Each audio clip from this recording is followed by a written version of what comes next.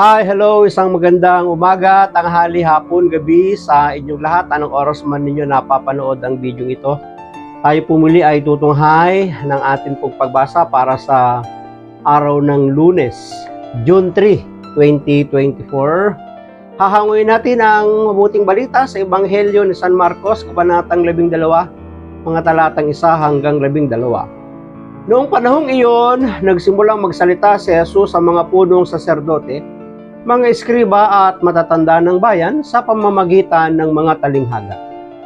Sinabi niya, may isang taong nagtanim ng ubas sa kanyang bukid at binakuran niya ito. Umukay siya ng pisaan ng ubas at nagtayo ng isang mataas na bantayan. Pagkatapos iniwan niya ang ubasan sa mga kasama. At siya'y nagtungo sa ibang lupain. Nang dumating ang panahon ng pitasan, pinapunta niya ang isa niyang utusan upang kunin sa mga kasama ang kanyang kaparte. Ngunit sinunggaban ng mga kasama ang utusan, binugbog at pinauwing walang dala.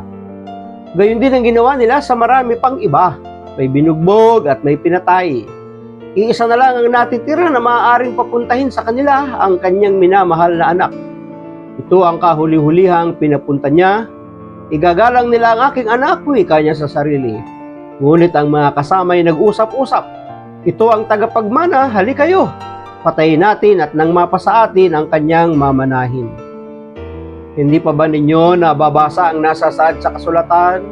Ang batong itinakwil ng mga tagapagtayo ng bahay ang siyang naging batong panulukan.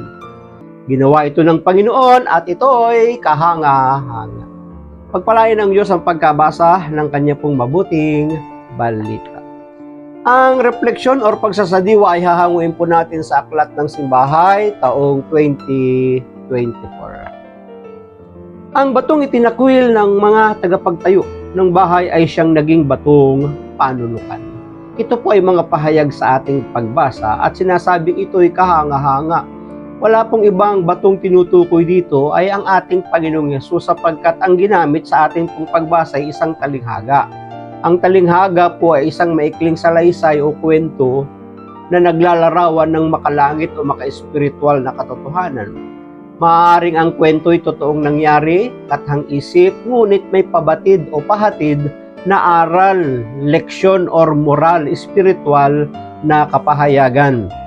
At sinasabi nga na sa talinghaga, ang may-ari ng isang ubasan ay ipinagkatiwala yung kanyang ubasan. Ngunit sa panahon ng pag-aani, nagsugo siya para kumuha ng kanyang parte, ngunit yung mga taong pinagkatiwalaan ay naging sakim gahaman. Kaya't imbes na sila'y magbigay ng kaparte o bahagi doon sa nagmamay-ari, ay kanilang sinaktan, binugbog at ipinapatay.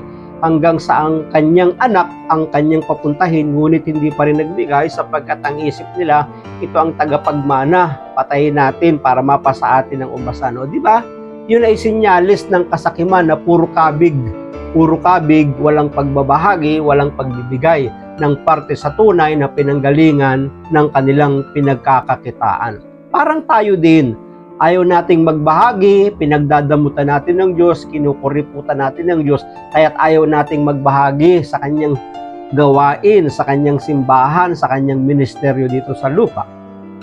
Alam ni Kristo na sasapit din ang kahihinatnan ng mga propeta sa kanya kahit na siya ay anak ng Diyos. So, alam din ng Panginoong Yesus na sasapitin din niya ang lahat ng kinahinatnan ng mga propeta sa lumang tipan, na kahit siya'y anak ng Diyos, kaya inihalin tulad niya ang kanyang sarili.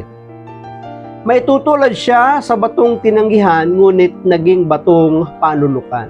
Diba? Inayawan, pero naging isang matibay na panulukan na pwedeng pagtayuan ng poste, diba? Matibay na pundasyon. Ang nagmistulang talunan sa kanyang pagdurusa at pagkamatay sa krus ang siyang nagtagumpay sa kasamaan at kasalanan ng tao. Dahil dito, nahayag ang lalim, taas at lawak ng pagmamahal niya sa sangkatauhan. No, di ba? Nalantad yung malaking pagmamahal ng ating Panginoon ng kanyang isakripisyo, pagkatiwala, ang kanyang buhay para sa iyo at sa akin sa ikatutubos ng ating mga kasalanan. Nalantad ang malaking pag-ibig ng Diyos sa pagbibigay niya sa kanyang bugtong na anak. Minamahal niya tayo mula sa sinapupunan ng ating ina hanggang sa ating paghimlay sa sinapupunan ng mundo. Ito yung kamatayan. May tagapagligtas tayong nagmamahal, hindi lamang sa oras ng ginhawa, kundi lalo't higit sa oras na mahirap itong gawin o pilit gawin. Tunay na masasandigan si Jesus sa lahat ng oras at panahon dahil pinatunayan niya ito sa kanyang kamatayan sa krus ng Kalbaryo. Pinasan niya ang lahat ng hirap na dapat tayo ang nagdusa at nagpasan. Ganyan kadakila, kalaki ang pag-ibig ng Diyos sa iyo at pag-ibig ng ating Panginoong Yesus sa atin.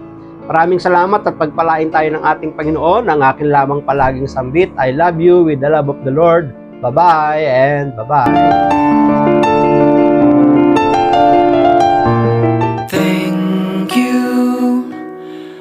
Thank you for your smile.